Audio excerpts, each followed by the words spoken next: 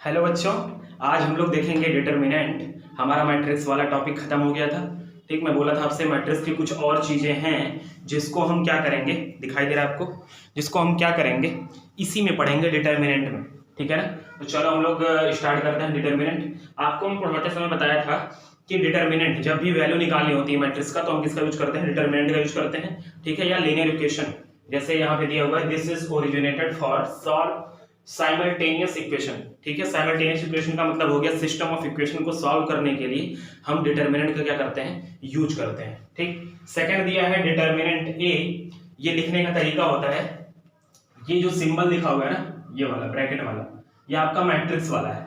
मतलब अगर कहीं मैट्रिक्स का सिंबल मैट्रिक्स के आगे चाहे आप ऐसे लिखा हुआ हो, इसके आगे डिटर्मिनेंट लिख दें या ऐसे लिख दें, क्योंकि मैं आपको बताया था कि मैट्रिक्स का सिंबल ये भी होता है और ये वाला भी होता है। ठीक है, तो ये मैट्रिक्स के आगे अगर आप डिटरमिनेंट लिख देते हो तो क्या हो जाते हैं, ये भी डिटरमिनेंट का सिंबल होता है। या डिटरमिनेंट ए ऐसे लिखते हैं या ऐसे लिखते हैं। इसको देखो आप पढ़ोगे मैट्रिक्स ए, ठीक है, सॉरी मैट्रिक्स कह रहा हूं, डिटरमिनेंट ए।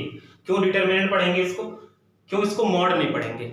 ठीक है, मॉड आपने पढ़ा है किसमें, वेक्टर में। ठीक है, वहां पे आप मॉड इसको बोलते थे, क्या बोलते थे इसको, मॉड बोलते थे, मॉड ए। ठीक है ना। तो मॉड यहाँ पे क्यों बोलते थे, क्योंकि वहां के अंदर इसके अंदर जो होती थी ना वो वैल्यू होती थी। मॉड के अंदर हमेशा क्या होती है, वैल्यू। ठीक है, जैसे आप मॉड के अंदर लिखते हो 2 -2 x -y कुछ भी लिखते हो। ठीक, लेकिन इस मॉड के अंदर क्या होगा, इस सिंबल के अंदर क्या होगा, डिटरमिनेंट नहीं होगा, वैल्यू नहीं होगी, कोई मैट्रिक्स होगा। ठीक है ना। जब दो पड़ी लाइन के बीच में क्या हो, दो खड़ी लाइन के बीच में मैट्रिक्स रखा हो, ठीक, तो उसको हम मॉड नहीं बोलेंगे, उसको हम क्या बोलेंगे, डिटरमिनेंट ए। ठीक है, या इसका सिंबल एक और होता है ये वाला, आपको देखने को मिलेगा कहीं कहीं। ठीक है ना। फिर दिया है एक्सपेंशन ऑफ डिटरमिनेंट। अभी हम लोग एक्सपेंशन देखेंगे डिटरमिनेंट का, कैसे एक्सपेंशन करते हैं, उसको एक्सपेंड कैसे करते हैं। ठीक है, तो उसमें आपको देखने को मिलेगा एक्सपेंशन उसका। तो एक्सपेंशन हम किसको बोलते हैं, ठीक, जो इसका एक्सपेंशन होता है डिटरमिनेंट का, उसको हम बोलते हैं लाप्लास एक्सपेंशन। ठीक है ना। और किस फार्मूले के थ्रू होता है ये, लेबनिज फार्मूला। किस फार्मूले के थ्रू, लेबनिज फार्मूला। हालांकि ये आपको पढ़ना नहीं है, ये आपके ग्रेजुएशन में मिलेगा और वहां पे आप अच्छे तरीके से जानोगे कि इसका ओरिजिन कहां से है, कैसे ओरिजिनेट हुआ। ठीक है, उसके बारे में आप अच्छे से जानोगे। अभी मैं आपको इसलिए नहीं समझा सकता क्योंकि आप कुछ चीजों के बारे में नहीं जानते हो। ठीक, और वो कब जानोगे, आप जब बड़े हो जाओगे तब। बड़े मतलब आप ग्रेजुएशन में पहुंचोगे तभी आपको बताना वो जरूरी होगा, क्योंकि कुछ चीजें ऐसी हैं जिसके लिए अगर मैं आपको वो बताने की कोशिश करूं तो आपको समझ में नहीं आएगा, क्योंकि आप बहुत सारी चीजें नहीं जानते हो अभी। ठीक है ना। तो बस आपके दिमाग में क्या होना चाहिए कि क्यों यूज होता है, सॉल्व करने के लिए साइमल्टेनियस इक्वेशन, इसका नोटेशन क्या होता है, सिंबल क्या होता है। ठीक है, अगला ये by using determinant we solve system of equation by Cramer's rule. ठीक है ना, आप पढ़ोगे, ये आपके सिलेबस में है, क्रैमर्स रूल से हम कैसे साइमल्टेनियस इक्वेशन को सॉल्व करते हैं, 3 इक्वेशन को, 4 इक्वेशन को। ठीक है ना, ये आपके सिलेबस में है। ठीक है, only square Matrix so determinants. ठीक है ना, केवल स्क्वायर मैट्रिक्स का हम क्या निकालते हैं, डिटरमिनेंट्स निकालते हैं। अब आपके दिमाग में कहीं ना कहीं आ रहा होगा कि सर क्यों केवल स्क्वायर मैट्रिक्स का, क्यों रेक्टेंगुलर मैट्रिक्स का नहीं। तो ये भी मैं आपको नहीं बता सकता अभी, क्योंकि ये भी आपके क्या है, ग्रेजुएशन में। तो सर पढ़ाई क्यों रहे हो, ठीक है ना सर पढ़ाई क्यों रहे हो। ठीक है, आपके दिमाग में होना चाहिए स्क्वायर, ये आपके दिमाग में होना चाहिए कि केवल स्क्वायर मैट्रिक्स को ही क्या शो करता है, डिटरमिनेंट शो करता है। हालांकि थोड़ी जानकारी के लिए मैं आपको बता दूं कि जो स्क्वायर मैट्रिक्स होता है, ठीक है ना, जो मैट्रिक्स होता है आपका, वो प्रोडक्ट होता है दो आइजन वैल्यू का। ठीक है ना, आइजन वैल्यू और आइजन वेक्टर दो टर्म होते हैं जो आप ग्रेजुएशन में जाके सुनोगे। अभी मैं आपको थोड़ा सा इसलिए बता दे रहा हूं कि आप सुनो तो वहां पे लगे कि हाँ आपने यहाँ सुना है क्लास 12 में। ठीक है ना, आइजन वैल्यू और आइजन वेक्टर। ठीक है, तो ये आइजन वैल्यू और आइजन वेक्टर जिसके पास होता है ना, उसी का हम डिटरमिनेंट निकाल सकते हैं। और आइजन वैल्यू आइजन वेक्टर जो होता है वो केवल स्क्वायर मैट्रिक्स के पास ही होता है। ठीक, इसीलिए हम केवल उसी का क्या निकाल सकते हैं, डिटरमिनेंट्स। ठीक है, केवल अभी अपने दिमाग में केवल इतना ही रखो कि जिसके पास आइजन वैल्यू और आइजन वेक्टर होता है उसी का हम क्या निकाल सकते हैं, डिटरमिनेंट्स। और आइजन वैल्यू और आइजन वेक्टर किसके पास होता है, स्क्वायर मैट्रिक्स के पास। तो अभी के लिए आपको दिमाग में क्या रखना है कि इसका यूज हम किसके लिए करते हैं, सॉल्व करने के लिए साइमल्टेनियस इक्वेशन को। और इसका नोटेशन सिंबल क्या होता है, ये सब। ठीक है ना, ये आपके दिमाग में आ गया, समझ में आया आपको। ठीक है, चलिए अब हम क्या करते हैं, हम देखेंगे इसका एक्सपेंशन कि हम कैसे इसको एक्सपेंड करते हैं। ठीक है, सबसे पहला काम इसका एक्सपेंशन कैसे करते हैं। तो एक चीज तो आपको पता चल गया कि ये हमेशा क्या होगा, स्क्वायर होगा, मैट्रिक्स का होगा। मतलब कि जितने रो होंगे उतने ही क्या होंगे आपके पास, कॉलम होंगे, ठीक है। तो ये चीज तो आपके दिमाग में आ गया। अगर मैं 2 क्रॉस 2 वाले का बोलूं कि डिटरमिनेंट निकालना है, ठीक है। ए आपका क्या था, ए कोई आपके पास मैट्रिक्स है कितने का, 2 क्रॉस 2 का, और उसका मैं क्या निकाल रहा हूं, डिटरमिनेंट की वैल्यू निकाल रहा हूं। तो देखना कैसे होगा, जैसे मैं अगर इसका नाम दे दूं A11 A12 A21 A22, आपको पता है कि क्या क्या होता है, ये आपका 2 क्रॉस 2 हो गया, आपको पता है कि ये I होता है, ये J होता है, ठीक है ना। तो इसका जो एक्सपेंशन होता है वो कैसे होता है, इसका मल्टीप्लाई इसमें करते हैं माइनस इसका मल्टीप्लाई इसमें करेंगे, कैसे A11 into A22 minus A12 minus into A21, ठीक है ना। ध्यान दीजिएगा क्या है ये, A11 into A22 minus A12 into A21, ठीक है ना। तो ये आपके दिमाग में क्या होना चाहिए कि कैसे इसका हम एक्सपेंशन करते हैं, ठीक है ना। तो क्या आया एक्सपेंशन, पहले हम ऊपर से नीचे आएंगे, ठीक है। A11 into A22 minus A12 into A21, ठीक है ना। समझ में आया कि नहीं आया, बताओ जल्दी से, अगर समझ में आया हो तो बताना, ठीक है ना। तो पहले हम क्या किए, इसका मल्टीप्लाई इसमें किए और माइनस इसका मल्टीप्लाई इसमें किए, चलो ठीक है। अच्छा जी, अगर मैं बोलूं कि यही मैट्रिक्स आपका 3 क्रॉस 3 वाला है, ठीक, और उसका डिटरमिनेंट निकालना हो A11 A12 A13 A21 A22 A23 A31 A32 A33, इसका निकालना है, तो इसका हम कैसे सॉल्व करेंगे। इसके लिए मैं आपको थोड़ा सा कुछ चीजें बताना चाहूंगा, ठीक, क्योंकि इसका एक्सपेंशन करने के लिए आपको कुछ चीजें पता होनी जरूरी है, ठीक है ना। इसके लिए आपको कुछ जानकारी होनी पहले से जरूरी है 2 चीजों के बारे में। एक का नाम होता है माइनर, ठीक है, minor of determinant, and cofactor of determinant, ठीक। क्यों मैं ऐसा कर रहा हूं, क्योंकि अभी मैं क्या करूंगा, सॉल्व करूंगा, ठीक है, इसको मैं सॉल्व करूंगा, और आपको ये पता है सॉल्व करना, क्यों, आपने पहले से पढ़ रखा है क्रॉस प्रोडक्ट में, वेक्टर के क्रॉस प्रोडक्ट में मैं पढ़ाया था कि डिटरमिनेंट को ओपन कैसे करते हैं, ठीक है। चाहे आप फर्स्ट रो के अकॉर्डिंग आप इसको ओपन कर सकते हो, फर्स्ट कॉलम के according, second row second column, किसी भी के अकॉर्डिंग आप क्या कर सकते हो, इसको एक्सपेंड कर सकते हो, केवल एक के अकॉर्डिंग ही करना है। मतलब अगर आप फर्स्ट रो के अकॉर्डिंग कर रहे हो तो फर्स्ट रो हो जाएगा ये, ठीक है, उसके अकॉर्डिंग सबकी वैल्यू लिखनी है सॉल्व करके, अभी बताता हूं क्या कैसे लिखनी है, ठीक है। और अगर आप सेकंड रो के अकॉर्डिंग कर रहे हो तो भी कर सकते हो, थर्ड रो के अकॉर्डिंग कर रहे हो तब भी कर सकते हो, ठीक। तो माइनर के बारे में बता दूं, माइनर आपका क्या होता है, ठीक है, ये आपकी क्या होती है, माइनर क्या होता है, आपका वैल्यू होता है, ठीक, किसी एक के अकॉर्डिंग। जैसे मान लो मैं आपसे बोलूं A11, ठीक है, A11 की वैल्यू, A11 का माइनर कितना होगा, या मैं ऐसे बोलूं माइनर ऑफ A11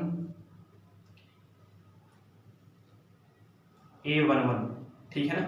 अगर मुझे A11 का क्या निकालना हो, माइनर निकालना हो, तो हम कैसे इसको क्या करेंगे, सॉल्व करेंगे, कैसे हम इसका माइनर निकालेंगे, ठीक। इसका एक क्या होता है, प्रोसेस होता है, ठीक है ना। तो इसके लिए आपको क्या करना होता है, आपको देखना होता है, ठीक, समझना होता है कि क्या कैसे है, देखना जरा।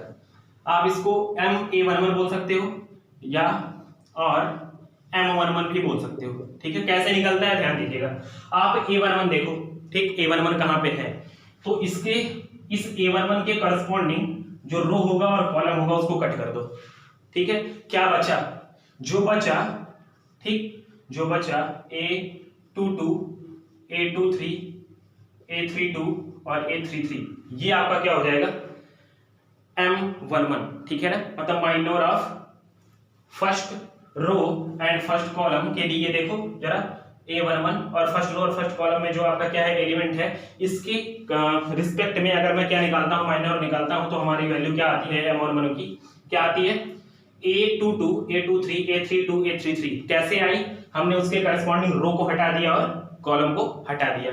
उसी तरीके से अगर क्या निकालना हो, AM2 निकालना हो तो क्या निकालेंगे, देखना, अगर AM2 निकालना हो तो क्या करेंगे, A12 वाली वैल्यू, A12 वाली वैल्यू देखो, इसके करस्पॉन्डिंग इसके करस्पॉन्डिंग हटा दो, क्या बचेगा, A21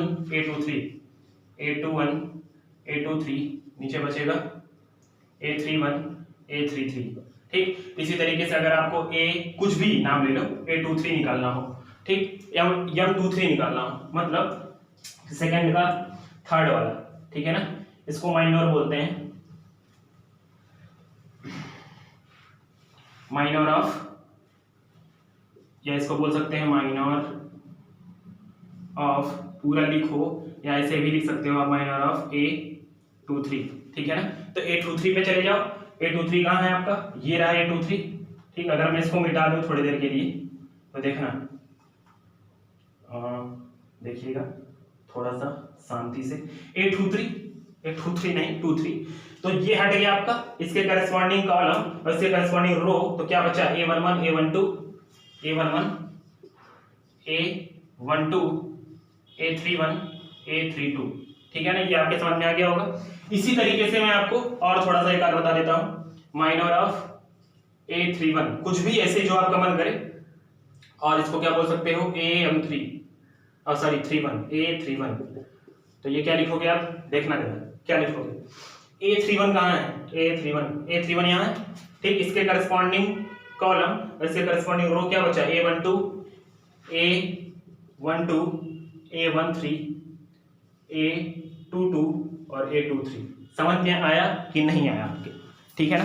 मतलब किसी भी एलिमेंट के अकॉर्डिंग अगर आपको क्या निकालना है, माइनर निकालना है, ठीक, तो आप बहुत ही आसानी से क्या कर सकते हो, निकाल सकते हो। क्या आप क्या करोगे, उस एलिमेंट के करस्पॉन्डिंग, ठीक है, उस एलिमेंट के रिस्पेक्ट में जो रो होगा और जो कॉलम होगा, ठीक है ना, उसको आप हटा देना। उसके अलावा जो बचेगी ना, ये डिटर्मिनेंट ही तो है ये भी, ठीक, इसको आप डिटर्मिनेंट ही बोल सकते हो, ठीक है, लेकिन इसका नाम क्या होता है, माइनर, ठीक है ना।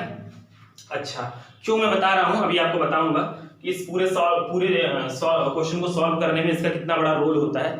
तो जरा आप देखिएगा अभी, एक मिनट, ये आपको समझ में आ गया है, ठीक है। चलिए, इसको हम बोलते हैं क्या, माइनर हो गया आपका, ठीक। फिर आपका आता है क्या, कोफैक्टर। क्या आता है, कोफैक्टर। क्यों आपको ये बता रहा हूं, अभी ये भी समझ में आ जाएगा, ठीक। तो कोफैक्टर क्या होता है, देखिए जरा, अगर आपको कोफैक्टर निकालना है CIJ, किसी का भी कोफैक्टर निकालना है, इसका फार्मूला होता है -1 की पावर I प्लस J और माइनर ऑफ IJ। मतलब उस एलिमेंट के थ्रू आप क्या निकालो, माइनर निकालो, उस एलिमेंट के रिस्पेक्ट में माइनर निकालो, और उसके आगे -1 की पावर I प्लस J का क्या कर दो, मल्टीप्लाई कर दो, ठीक है ना। तो वो आपका क्या होता है, कोफैक्टर ऑफ क्या होता है, कोफैक्टर ऑफ दिस एलिमेंट, ठीक है ना। देखना जरा, अगर मैं आपसे बोलूं C12, ठीक, तो आप C12 के लिए क्या क्या लिख सकते हो, यहाँ पे -1 की पावर 1 + 2, ठीक, M12, ठीक है ना। अच्छा जी, -1 की पावर 3 कितना हो जाएगा, -1 हो जाएगा, ठीक, इनटू M13 कितना होगा, M12 कितना होगा, M12 का मतलब क्या हो गया, A12 देखो, और उसके करस्पॉन्डिंग रो और कॉलम को क्या कर दो, हटा दो, तो क्या बचेगा, A21 A23 A31 A33। समझ में आया, ठीक। तो इसकी वैल्यू कितनी आ जाएगी, -A21 A23 A31 A33, ठीक है। इसको अगर सॉल्व करना चाहो तो कर सकते हो, इतना इंटू इतना माइनस इतना इंटू इतना। समझ में आया, ठीक है। ये तरीका किसका हो गया, कोफैक्टर निकालने का। तो ये फार्मूला आपका क्या हो गया, किसके लिए, कोफैक्टर के लिए। क्या हो गया कि जितने भी कोफैक्टर अगर निकालने हैं तो क्या फार्मूला होगा, -1 की power I plus J MIJ। एक बार और अभी पढ़ोगे बाद में, मैं केवल इसलिए ये बता रहा हूँ, ये फिर से पढ़ाऊंगा अभी माइनर कोफैक्टर, ठीक है, आगे आएगा, ठीक। लेकिन मैं अभी इसलिए बता रहा हूँ क्योंकि अगर एक्सपेंशन करूंगा तो आपको पता चलना चाहिए कि क्यों मैं बीच वाले को माइनस में ले रहा हूँ और क्यों अगल बगल वाले को प्लस में लेता हूँ, ठीक। आपको याद होगा कि अगर आप वेक्टर लगाए थे जब, तो I वाले को प्लस में लेते थे, J वाले को माइनस में लेते थे और K वाले को प्लस में लेते थे, ठीक है ना। ये क्यों ऐसा करते थे, उसके लिए मैं आपको बता रहा हूँ क्यों करते थे, ठीक है ना। यहाँ क्या आ गया, CIJ। तो इसी तरीके से आप किसी की वैल्यू क्या कर सकते हो, निकाल सकते हो। चलो, ये आपके समझ में आ गया होगा, तो आगे देखते हैं, ठीक है ना। चलिए जी, हाँ जी, ये तो हो गया आपका, ये हो गया 2 × 2 का, और ये 3 × 3 के बारे में मैं माइनर और कोफैक्टर के बारे में बता रहा था आपको कि कैसे सॉल्व होता है। ठीक, अब मैं आपको सिंबल के बारे में बताऊंगा। इसको जब सॉल्व करते हैं ना तो सिंबल कैसे लेते हैं, plus minus plus, plus minus plus, sorry plus minus plus, फिर माइनस प्लस माइनस, फिर प्लस माइनस प्लस। ये आपका तरीका होता है, लेकिन ये याद करने की जरूरत नहीं है, ठीक है ना। अगर आप याद करोगे तो हो सकता है आपके कंफ्यूजन हो जाए, आप प्लस की जगह माइनस से स्टार्ट कर दो। ठीक, तो इसके लिए ही बना है ये कोफैक्टर और माइनर, ठीक है ना। तो इसकी वैल्यू क्या होती है जरा देखना।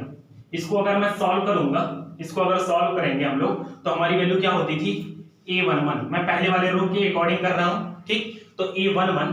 ठीक, तो क्या करेंगे, इसके अकॉर्डिंग ये छोड़ देते हैं और ये छोड़ देते हैं, तो यहां क्या बचता था, a12, sorry a22, a23, a32, a33। अभी मैं आपको कुछ दिखाऊंगा, देखा। फिर बीच में क्या हो गया, बीच वाले में क्या होता है, मैं क्या बता रहा था आपको, पहले बताता था कि माइनस होता है बीच वाला। अभी समझ में आ जाएगा क्यों होता है। a12, ठीक, तो इसके करस्पॉन्डिंग रो और कॉलम छोड़ दो तो ये बचेगा a21, a23, a31, a33, ये हो गया। ठीक, फिर प्लस लेते थे a13, ठीक है, ये हो गया आपका a13 के अकॉर्डिंग रो और कॉलम छोड़ दोगे तो क्या आ जाएगा, a21, a22, a31 और a32, ये हो गया आपका। अच्छा जी, क्यों मैं बीच में माइनस ले रहा हूं ये बताता हूं, देखो जरा। a11 अगर मैं लिख दूं तो एक चीज बताना जरा, क्या ये जो लिखा है, ठीक है ना, क्या ये जो लिखा है ये माइनर है कि नहीं। क्या मैं इसको m11 बोल सकता हूं, क्या मैं इसको m11 बोल सकता हूं, क्या मैं इसको m12 बोल सकता हूं, क्या मैं इसको m13 बोल सकता हूं। ठीक, चलो भाई, m11 बोल दो इसको, माइनस a12, इसको क्या m12 बोल सकता हूं, प्लस a13, क्या मैं इसको m13 बोल सकता हूं। अच्छा जी, अब ये चीजें तो समझ में आ गई, प्लस हमको सिंबल नहीं समझ में आ रहा है कि यहाँ प्लस कैसे हुआ, यहाँ माइनस कैसे हुआ, यहाँ प्लस कैसे हुआ। अब मैं आपको बताता हूँ, एक चीज बताना, यहाँ पे i और j की वैल्यू कितनी है, 1 1। अगर मैं यहाँ पे -1 की पावर 1 + 1 करता हूँ, देखना, ध्यान देना, अगर मैं यहाँ दिख रहा है कि नहीं आपको, अगर मैं वहां -1 की पावर, वहां पे देखना, ठीक है, यहाँ पे अगर मैं -1 की पावर 1 + 1 करता हूं तो -1 की पावर कितना हो जाएगा, 2 होगा। तो -1 का स्क्वायर करने पे कितना आ जाएगा, +1 आ जाएगा, मतलब ये कैसा होगा, पॉजिटिव। अगर मैं यहाँ -1 की पावर i + j मतलब 1 + 2 करता हूं तो क्या ये 3 आएगा, -1 की पावर 3। तो क्या -1 की पावर कोई ऑड नंबर आएगा, ठीक, तो ये निगेटिव आएगा। ठीक, बहुत अच्छी बात है। अब मैं इसको प्लस कर सकता हूं क्योंकि अभी ये निगेटिव हो जाएगा, ठीक है। अगर m13 लिखा है, यहाँ भी -1 की पावर क्या लिख दो, 1 + 3, तो 3 और 1 कितना हो जाएगा, 4 हो जाएगा क्या, तो यहाँ पॉजिटिव ही रहना चाहिए। मतलब अच्छा ध्यान देना कि अगर मैं यहाँ -1 की पावर 3 ओपन करूंगा तो यहाँ -1 हो जाएगा।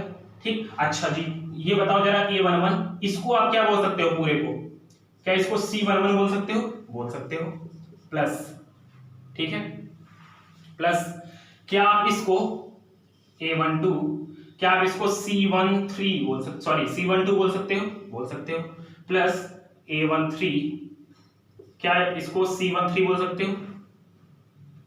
ध्यान देना, क्या मैं लिखा हूं इसको जरा बहुत ही सावधानी से और ध्यान से समझिएगा कि क्या मैं लिखा हूं। मैं आपको उल्टा प्रूव करने की कोशिश करवा रहा हूं।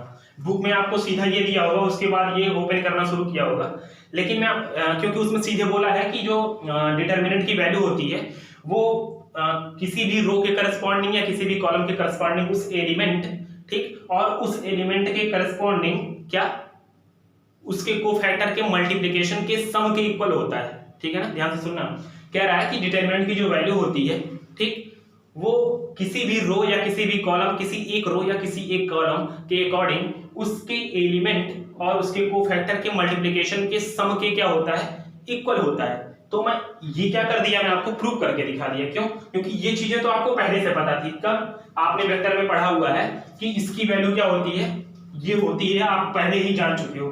ठीक, अब क्यों मैं ये करता हूं, क्यों मैं यहाँ पे माइनस लेता हूं, ये भी आपको यहाँ पे क्लियर करवा दिया। अच्छा, ये फंडा आपने कहीं और भी देखा है क्या, ये आपको चीजें आपको याद अगर होगा ठीक, क्रॉस मल्टीप्लिकेशन मेथड से लीनियर इक्वेशन सॉल्व करना क्लास 10th में, ठीक है ना, लीनियर इक्वेशन इन 2 वेरिएबल, ठीक है, तो वहां पे भी हम डिटरमिनेंट भी यूज करते थे, ठीक है, ठीक है ना।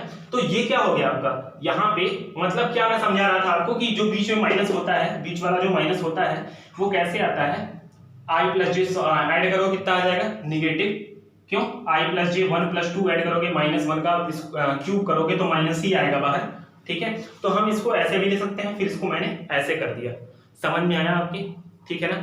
इसका मतलब ये हो गया कि जहां जहां पर आई और जे का सम ऑड होगा वहां के उसके आगे क्या लेना है, मुझको निगेटिव साइन लेना है, और जहां पे आई और जे का सम क्या होगा, वो होगा इवन नंबर होगा, वहां का पावर क्या होगा, इवन होगा, और उसका वैल्यू कितनी आएगी, पॉजिटिव आएगी, समझ में आया आपके, ठीक है। मुझे ऐसा लग रहा है कि आपको पूरी तरीके से क्या होगा, समझ में आ गया होगा कि कैसे हम इसको क्या करते हैं, एक्सपेंड करते हैं, ठीक है ना। एक्सपेंड करने का तरीका क्या होता है, 2x2 वाले को और 3x3 वाले को, ये आपका क्या हो गया था, 3x3 वाला था, ठीक है।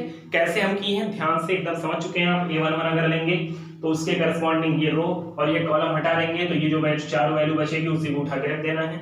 a12 लेंगे तो a12 के करस्पॉन्डिंग रो और कॉलम हटा देंगे, तो जो वैल्यू बचेगी a21 a23 a31 a33 यहाँ लिख देना है, ठीक है। तो ये आपका क्या करना था, एक्सपेंशन था, ठीक है। अब आगे हम लोग क्या पढ़ेंगे, अगले वाले लेक्चर में प्रॉपर्टी पढ़ेंगे, ठीक। अभी आप लोग क्या करिएगा, जो नॉर्मल क्वेश्चन है डिटरमिनेंट को एक्सपेंड करने वाला, ठीक है, सॉल्व करने वाला, वैल्यू निकालने वाला, वो आप कर सकते हो, ठीक है बच्चों। Thank you.